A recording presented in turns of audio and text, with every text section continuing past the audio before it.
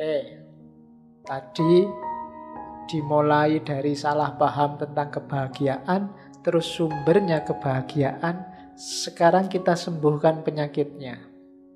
Yang bikin orang tidak bahagia itu apa? Epikuros punya teori, namanya tetrafarmakos. Kayak namanya obat ya, artinya memang obat. Ya. Cuma kamu cari di apotek tidak ada. Kamu cari di apotek, Mbak beli tetrafarmakos, tidak ada. Ya, adanya di Epikuros. Tetrafarmakos itu artinya 4 obat. Biar kamu jadi orang bahagia. Oke, 4 obat itu apa? Nanti kita jelaskan satu-satu ya. Yang pertama, Tuhan tidak perlu ditakuti. Kematian tidak perlu dicemaskan. Hidup yang bahagia, hidup yang baik itu gampang. Menahan penderitaan itu juga gampang. Obatnya 4 ini. Hidupmu pasti bahagia, katanya Epikuros. Dan itu di bukunya dia ngomong, meditate on these ideas day and night. Perintahnya Epikuros, coba pikirkan 4 hal ini, these ideas, siang atau malam. And the ones related to them, dan hal-hal yang berhubungan dengan 4 hal ini. Both alone and with someone like yourself. Kamu pikirkan sendiri apa sama temanmu boleh. And you will never be badly disturbed. Kamu tidak akan bingung lagi, tidak akan galau lagi. Apakah kamu sedang bangun atau sedang mimpi. Obatnya 4 ini. Kalau nggak percaya, kamu pikirkan sendiri atau sama temanmu 4 hal ini. Yang pertama apa? Tuhan tidak perlu ditakuti. Maksudnya kita tidak perlu takut sama Tuhan. Nanti Tuhan nggak perlu ditakuti, kamu menakut-nakuti Tuhan. Ya, enggak. Jadi kenapa Epikuros ngomong gini? Karena sebagian besar kita nama relasinya sama Tuhan itu relasi takut. Takut dikasih musibah lah, takut disiksa lah, takut Tuhan murka lah, takut. Itu yang bikin hidup kita tidak tenang. Wah ini, jangan-jangan Tuhan marah nih, masuk neraka deh aku. Wah jangan, selalu takut kita sama Tuhan. Katanya Epikuros, ini sumbernya hidup kita galau. Gitu loh. Takut ada gempa, takut ada gunung meletus. Ini kalau Tuhan marah, ada banjir, ada gempa, ada gunung meletus. Wah ini Tuhan sudah murka ini sama kita. Kan selalu begitu kita sama Tuhan. Katanya Epikuros, ini sumber kegalauan. Jangan takut, katanya Epikuros. Tuhan itu bukan sumber bencana. Kalau bis kan ada sumber kencono. Sumber bencono itu kan. Ya, Tuhannya bukan sumber kencono itu. Jangan diposisikan Tuhan sebagai sumber bencana. Itu yang bikin relasi kita cuma rasa takut. Katanya Epikuros, bencana yang terjadi itu jangan mengkambing hitamkan Tuhan. Itu ada rumusnya sendiri. Sudah ada hukum alamnya, ada sunatullahnya. Kenapa kok ada bis masuk jurang? Wah ini takdir ini. Iya kamu nyalahkan Tuhan lagi. Kalau dihitung rumusnya ada, mungkin supirnya ngantuk, mungkin bisnya nggak layak jalan, mungkin supirnya salah perhitungan, macam-macam. Mungkin jalannya licin, rumusnya kan itu. Jangan menyalahkan Tuhan. Kalau ada banjir, ya kamu sendiri ngerti rumusnya. Kalau kamu nutup got-got, kalau gaya hidupmu nggak bersih, kalau rumahmu ada di pinggir sungai, yo airnya datang. Air itu dari tempat yang lebih tinggi ke tempat yang lebih rendah, kan rumusnya itu. Dan Allah nggak akan mengkhianati itu kalau itu sunatullahnya. Masa rumahmu di bawah terus airnya datang, wah ini nggak boleh ini kesayangannya Allah terus airnya muter gini kan nggak. Jadi segalanya sudah ada rumusnya. Nggak usah kita nggak usah kita takut pada Tuhan gara-gara itu. Jadi seandainya kita percaya Tuhan, Relasinya jangan relasi takut. Itu bikin hidup kita tidak tenang. Kadang-kadang kita sudah sholat bener, sudah ibadah bener aja masih ketakutan. Diterima nggak ya? Waduh, sholatku 50% nggak khusyuk, ini gimana? Takut terus. Itu Tuhan juga bingung. Mau menghibur kamu tenang aja ya nggak bisa. Biar ya caranya. Mungkin gitu Tuhan. Kamu ketakutan sendiri sih tanpa alasan. Iya. Nah, tenanglah hidupmu. Bukan Tuhan biang keladinya macam-macam bencana. Hidup sudah ada rumusnya sendiri. Kalau kamu kurang ajar ya nggak disukai orang. Itu kan rumus namanya. Kalau kamu asal ya nanti mesti celaka. Itu rumus sudah. Jadi nggak usah terlalu takut sama Tuhan. Allah itu sudah menciptakan alam semesta dengan rumus-rumusnya, dengan hukum-hukumnya. Itu bahasa Islamnya begitu. Kalau ini bahasanya Epikuros. Terus ini yang saya bilang tadi.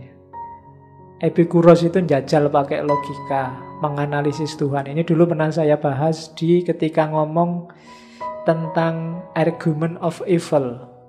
Argumen kejahatan yang melawan Tuhan. Katanya Epikuros, ayo dipikir ya. Tentang bencana alam. Ini namanya trilema. Trilema Epikuros.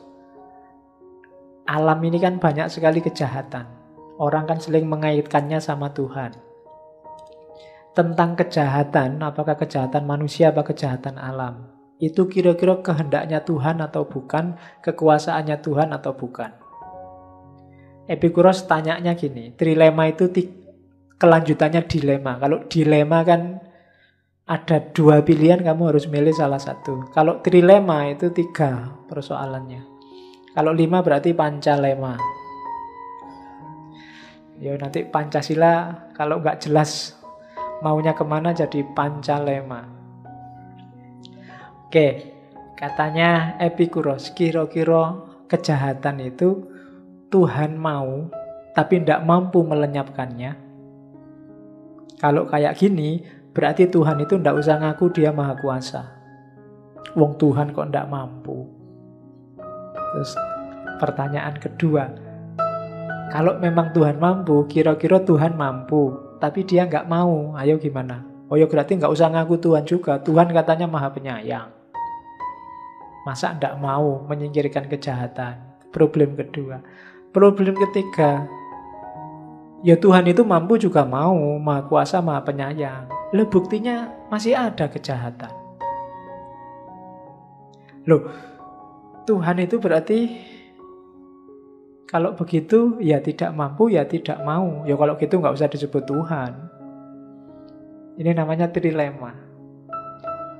Jadi adanya bencana itu secara logis membantah eksistensi Tuhan. Saya tidak akan jelaskan ini panjang, dulu sudah tak jelaskan di Theodicy, Problem of Evil. Kalian tinggal mau refer lagi ke rekamannya ini. Cuma saya sisipkan sebentar waktu ngomong kebahagiaannya Epikuros.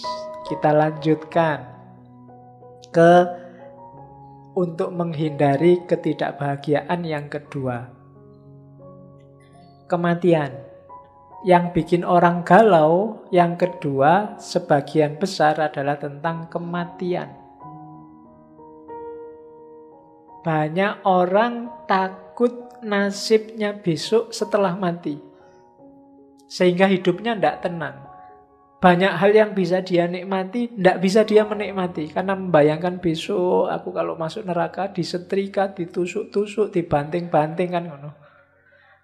Gambaran kita tentang neraka kan begitu. Dulu waktu kecil saya membaca komik neraka itu, wah ngerinya luar biasa itu. Karena ada itu kan komik itu, wah, neraka itu penuh dengan peralatan tukang di sana. Iya loh, ada palu, gergaji, lenggis, wah di sana semua. Bayangkan, itu kan kamu membayangkan itu aja kan ngeri luar biasa. Wah. Jadi katanya Epikuros gini loh, itu kamu termakan bayanganmu sendiri. Coba lihat baris ketiga itu. Kematian tidak perlu dikhawatirkan hari ini. Karena kita sekarang masih hidup. Juga tidak perlu dikhawatirkan nanti. Karena nanti kita sudah nggak ada. Ya, nanti Epikuros dikenal orang yang tidak percaya Tuhan, juga tidak percaya hidup sesudah mati. Tapi kalau pakai logika kayak tadi, logika yang awal tadi, bahwa yang kalimat pertama jelas, nggak usah galau dengan kematian, wong kita masih hidup. Kalau besok sudah mati kan belum jelas ada apa besok sudah mati. Kok kita sudah galau? Belum itu bahasa Jawa ini durung-durung. Tidak tahu di bahasa Indonesia baku apa ndak itu. Belum kok sudah takut itu. Durung kok wis wedi gitu. Ya, kayak mahasiswa nulis skripsi, para petani pagi hari pada berangkat ke sawah. Itu kan pada berangkat ke sawah, oh podo mangkat ning sawah. Iya. Ya kan, berarti aku sing nulis Jawa asli itu kan. Tak bahkan kok kalimatnya ada padanya, pada berangkat ke sawah. Tak pikir oh maksudnya podo mangkat ning sawah. Ya. Ya kan sering mahasiswa itu ngono, kelihatan aslinya. Jadi besok setelah mati kan kita tidak tahu situasinya di sana kayak gimana. Kok sudah takut? Sementara sekarang kita jelas masih hidup. Jadi ya wes nggak usah dibikin sumpek. Kalau kita hidup baik sekarang, ya besok insya Allah ya baik lah. Jadi nggak usah galau dengan kematian. Itu kan kayak semboyannya Gontor itu loh. Gontor kan punya semboyan, berani hidup. Apa? Yang Gontor kan banyak. Jangan takut mati. Oke, kalau takut hidup, mati saja. Jadi jangan takut hidup, juga jangan takut mati. Biasanya orang yang sudah putus asa itu tidak berani hidup. Sementara orang yang sukses biasanya tidak berani mati. Sumber galau kita di situ. Kita uripe ki wedi terus. Tidak ada yang bikin kita santai. Takut terus, sama Tuhan takut, sama hidupnya sendiri juga takut. Sama masa depan yang tidak jelas kita juga takut. Besok jadi apa ya kita? Ya besok ya dilihat besok. Kamu galau untuk besok kok mikirnya sekarang. Nah itu kesalahan kita di situ, katanya Epikuros. Kematian nggak perlu dikhawatirkan sekarang karena kita masih hidup. Dan juga nggak perlu khawatir nanti karena nanti itu kita sudah nggak ada, kita sudah mati. Jadi kematian tidak perlu dicemaskan, singkirkan kecemasan itu. Mati itu kan berakhirnya pengalaman indrawi, katanya Epikuros. Kita takut sakit, kita takut, itu kan indrawi. Begitu kita mati, jasad indrawi kita sudah selesai. Sudah mengurai, sudah dikubur, sudah selesai. Seandainya ada rohani, ya nanti roh itu kan yang masih ada. Epikuros ini kalau dalam filsafat pewaris atomisme. Demokritos, dia percaya bahwa hidup ini modelnya adalah atom. Isinya cuma dua, atom sama kekosongan. Jadi nanti susunan-susunan atom inilah yang bikin alam semesta ini macam-macam. Susunan atom tertentu melahirkan kayu, atom tertentu melahirkan batu, struktur atom tertentu melahirkan manusia, dan seterusnya. Atom-atom ini sifatnya abadi kalau di atomisme, dan itu diwarisi oleh Epikuros dari Demokritos, filosof Yunani awal, filosof alam. Kalau kalian susah menggambarkan atom, bayangkan mainannya anak kecil-kecil, Lego. Lego itu kayak atom macam-macam itu, Legonya sama, cuma kombinasi-kombinasi Lego itu bisa melahirkan barang macam-macam. Bisa jadi robot, bisa jadi kapal, bisa. Itu karena cara nyusun Lego. Itu kombinasi antara Lego dengan ruang kosong. Nah, alam semesta juga begitu. Bahannya namanya atom, nanti konstruksi macam-macamnya melahirkan isinya alam semesta ini. Itu atomismenya. Sengaja nggak saya angkat di sini kapan-kapan kalau kita ngomong metafisika yang masuk ke atomisme. Jadi yang kedua, untuk bahagia nggak usah takut mati. Yang pertama, nggak usah takut Tuhan. Yang ketiga, nggak perlu terlalu dalam mikir mencari bahagia. Untuk bahagia itu mudah. Cara untuk bahagia apa? Nikmati hal-hal sederhana di sekelilingmu secukupnya, jangan berlebihan. Perhatikan kata-kata sederhana dan secukupnya. Sederhana, tapi kalau kamu menikmatinya berlebihan, tidak akan lahir nikmat. Minum air putih itu sederhana, tapi kalau kamu overdosis air putih, sama, masuk rumah sakit juga. Kalau nggak percaya boleh dicoba. Sekali minum sak galon misalnya. Oh, itu sederhana. Alah Pak, cuma air putih aja kok. Iya, nuing sak galon. Ya tetap rumah sakit hasilnya. Jadi bahagia itu nikmatilah hal-hal kecil. Punyanya apa ya itu dinikmati. Punyanya HP jadul ya ndak apa-apa HP jadul. Punyanya HP zaman dulu bisanya cuma buat SMS, ya wis SMS-an aja ndak apa-apa. Nggak masalah. Nggak bisa buat internetan Pak. Ya nggak usah mikir, nggak usah bercita-cita internetan kalau HP-nya jadul. Yang bikin galau itu kan HP-mu HP jadul, keinginanmu untuk surfing dan main game internet yang susah itu. Ya mesti aja terus kamu galau. Kamu hidupnya di sini, cita-citamu kawin sama artis Hollywood, ya itu hidupmu galau. Kamu nggak menikmati yang sekelilingmu. Nikmati aja yang di sekelilingmu, yang kecil-kecil, yang sederhana, dan menikmatinya juga secukupnya, nggak usah berlebihan. Sudah selesai dan kamu bahagia. Oke. Terus, dan nggak usah takut, Pak, gimana kalau hal-hal kecilnya kita nggak punya? Nggak, pasti punya. Dan katanya Epikuros, hal yang menyenangkan sederhana itu biasanya lebih mudah kita peroleh. Nafas, paling enggak kan, ambekan itu kan gratis. Bisa kamu ambil kapanpun. Kamu buang kapanpun juga boleh. Ya kan? Ambil nafas gratis. Alhamdulillah masih bisa bernafas. Jangan sampai lupa loh ya. Ya. Kalau lupa, gawat itu. Bernafas saja lupa. Kalau lupa akan ada yang nyuruh. Kalau lupa bernafas, kamu pakai headset. Headsetnya bunyinya tarik, lepaskan. Tarik, lepaskan, biar nggak lupa. Jangan sampai lupa bernafas. Itu kan gratis. Teman. Loh, temanmu ini sebanyak ini kan teman semua. Nikmatilah. Punya kenalan di kelas, nikmati. Nikmati itu maksudnya bukan kok.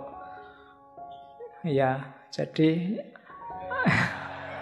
pikiranmu mesti merono kalau bahasanya. Jadi, banyak hal gratis sekelilingmu. Ngaji aja kamu dapat minum gratis, nikmati. Jadi yang sederhana dan enak itu mudah sekali kamu capek. Bahasanya Epikuros, alam ini menyediakannya bahkan berlebih untuk dirimu. Cuma kamu aja sering rewel, cerewet, minta yang lebih, menginginkan yang di luar jangkauanmu. Ya mesti wae hidupmu terus sumpek. Jadi rumusnya orang bahagia itu simple. Nikmati yang sederhana dan gratis dan secukupnya di sekelilingmu. Sudah kamu bahagia. Makanya ada kata mutiara dari Epikuros, let us thank the wise nature, for she had made the right thing easy and unnecessary thing heavier. Mari kita berterima kasih pada alam yang bijaksana. Karena alam menyediakan hal-hal yang baik, mudah diperoleh, dan hal-hal yang tidak penting lebih susah diperoleh. Tadi kan ada yang natural tapi natural penting, ada natural tidak penting, ada tidak penting. Kalau kamu jeli, yang tidak penting itu kan lebih susah diperoleh. Yang tidak alami juga lebih susah diperoleh. Yang natural lebih mudah diperoleh. Itu wise-nya nature katanya. Ya kalau kita hari ini, itulah kebijaksanaannya Allah. Kebijaksanaannya alam. Kalau hidupmu mulai susah, kamu mulai bingung meraih sesuatu kok susah, berarti ada yang kamu sedang mengejar yang tidak natural. Kalau kamu ngejarnya yang natural-natural, biasanya lebih mudah. Dan itu sudah rumusnya alam. Maka terima kasihlah pada alam. Yang baik itu mudah diperoleh, dan yang tidak penting itu lebih susah diperoleh. Kalau sebaliknya mungkin kita akan pusing. Jadi ini antitesisnya lagunya Oma Irama itu ya. Kalau Oma Irama kan yang enak-enak susah diperoleh, yang ya kan, mengapa yang enak-enak sih ya susah diperoleh. Itu nyanyiannya setan begitu. Nah, kalau nyanyiannya alam, justru yang enak itu mudah diperoleh, yang simple itu mudah diperoleh. Jadi itu Epikuros. Oke, yang bikin sumpek kan ini, kita tidak pernah merasa cukup kayak tadi. Nothing is enough for the man to whom enough is too little. Tidak ada yang cukup. Memang bagi orang yang cukup itu baginya terlalu sedikit. Ya kurang terus berarti. Dan orang kayak gini tidak akan bahagia. Maka punyalah batas yang namanya cukup. Pas. Nah, mau apa-apa, kamu nggak perlu nyari yang berlebih, carilah yang cukup saja, yang pas-pas saja. Mau punya mobil, ya pas, duitnya ada. Mau punya rumah banyak, ya pas. Yang susah itu orang yang nggak punya batas. Misalnya, Pak, saya pingin sukses. Rumuskanlah suksesmu itu batasnya apa? Punya pekerjaan saja, atau pekerjaan yang gajinya sekian, atau apa?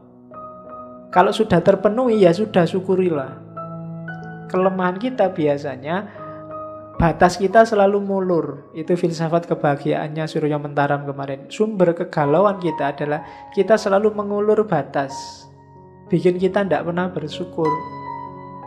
Pak, saya cuma pengen punya kerjaan aja sudah bersyukur. Begitu dapat kerjaan, gajinya harusnya nggak sekian, Pak. Saya pengennya gajinya lebih tinggi. Begitu gajinya agak naik, ya saya pengennya, ya karirnya jangan serendah ini lah, Pak. Naik-naik dikit lah jadi pimpinan cabang atau apa. Nggak ada batasnya. Ketika kamu nggak kenal batas, nggak akan kamu ketemu kebahagiaan. Rumusnya untuk bahagia, ketahuilah batas. Karena nothing is enough for the man to whom enough is too little. Jadi kenali batasmu. Begitu kamu nggak kenal, hidupmu akan terus-menerus galau. Galau itu kan tidak enak. Sumpek mau ngapa-ngapain tidak enak. Padahal saat ini juga kamu bisa nyaman, kamu bisa bahagia. Kebahagiaanmu ternyata sumbernya kamu menginginkan yang di luar jangkauan. Itu yang bikin kita tidak bersyukur, sehingga sumpek terus. Yang ketiga, sebenarnya kita itu bisa kok menanggung kesulitan hidup, asal ndak cengeng. Kita biasanya terlalu melankolis, terlalu cengeng menghadapi musibah, sehingga rasanya berat. Katanya Epikuros, begitu kita dapat musibah, rumus pertama biar musibah itu terasa ringan, apa? Terimalah apapun yang terjadi, yang diberikan oleh alam semesta pada kita. Apapun yang menimpa kita, terimalah, maka tidak ada yang berat. Dikasih sakit, diterima saja, dicari obatnya sesuai kapasitasnya, maka tidak berat. Yang berat itu kalau kita memberontak, melawan, itu yang sumbernya penderitaan jadi berat kan itu. Waduh, nilaiku kok jatuh ya, terus kamu memberontak, ndak terima, masa nilaiku jatuh gini, harusnya aku ning kelas paling pinter. Dan kamu galau di situ. Padahal ya sudahlah, diterima, besok belajar lebih keras lagi. Simple, selesai penderitaanmu. Tapi kalau kamu panggul terus, kamu berontak terus, jadinya berat. Terimalah dulu, akuilah. Ada orang yang tidak ngakui kan kalau hidupnya berat. Tidak ngakui kalau dirinya sedang sakit. Mohon maaf ya, saya ngantuk, tak tidur dulu. Diterima aja. Nggak usah bertahan mati-matian melek. Kalau ngantuk ya ngantuk aja, biasa aja. Terimalah yang diberikan oleh alam. Yang pertama itu. Yang kedua, ingatlah yang warna kuning itu. Segala yang terjadi tidak harus sesuai dengan kehendak kita, keinginan kita. Demikian juga tidak harus tidak sesuai. Alam semesta punya rumus sendiri yang bikin kita merasa tidak kuat nanggung kesulitan hidup karena kita bikin rumus sendiri. Kalau sekeliling kita cocok sama keinginan kita, ya sudah. Kalau tidak cocok, ya sudah. Lebih nyaman untuk hidup. Yang bikin berat itu tadi, kamu berontak. Yang ketiga, kita selalu ingin ngontrol segala yang ada di sekeliling kita. Seolah-olah kita sutradaranya. Itu yang bikin kita galau. Bikin kita merasa menderita. Seolah-olah yang di luar kita harus kita yang nyetir. Kita ingin ngatur terus. Harus begini, harus begitu, harus begini, harus begitu. Seandainya kita ngatur 10, mungkin ada 3 yang gagal. Dan kita galau gara-gara 3 ini. Itu sering. Jadi rumus yang keempat, tidak sulit sebenarnya menanggung kesulitan itu. Yang bikin sulit kita sendiri. Ya kayak tadi bahasaku, kita sering cengeng. Cengeng itu tidak terima, memberontak. Menganggap bahwa segalanya harus sesuai keinginan kita. Itu sumbernya sakit. Oh, siapa kita? Gitu.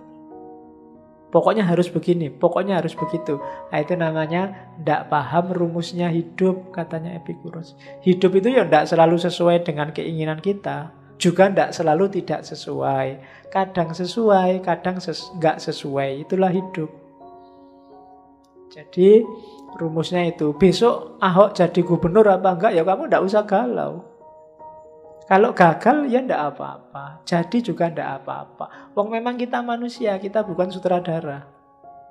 Untuk hidup kita sendiri.